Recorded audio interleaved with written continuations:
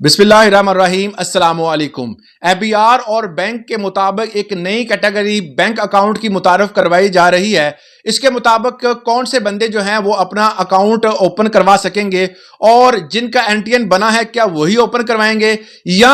जो लोग non filer हैं या जो लोग नॉन फाइलर की कैटेगरी में आते हैं वही ओपन करवा सकेंगे। इस हवाले से बहुत सारे सवालात हैं, उनका जवाब आज की वीडियो में हम देंगे।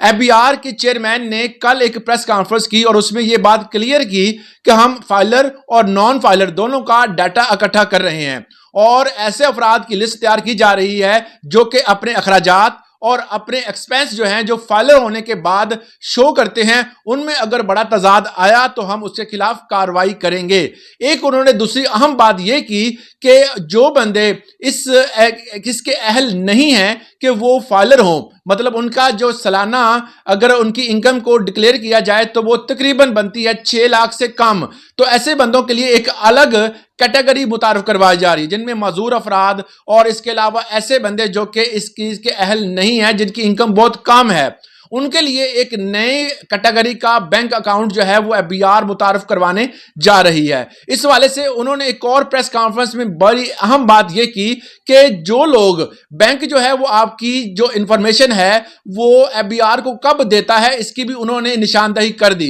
जिसमें 10 मिलियन से ज्यादा अगर आप डिपॉजिट करवाते हैं एक माह के अंदर तो बैंक आपकी इंफॉर्मेशन जो है वो फौरी तौर पर एबीआर को देता है। इसके साथ 2 लाख अगर आप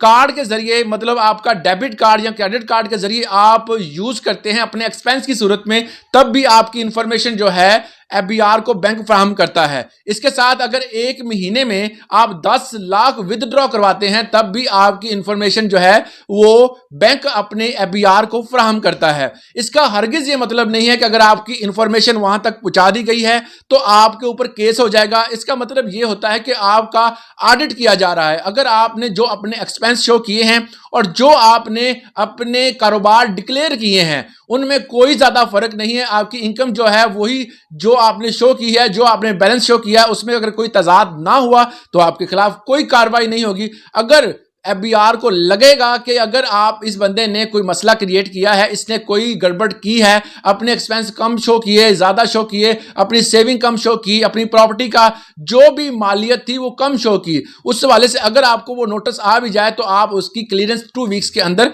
दे सकते हैं। तो ये थी बात जो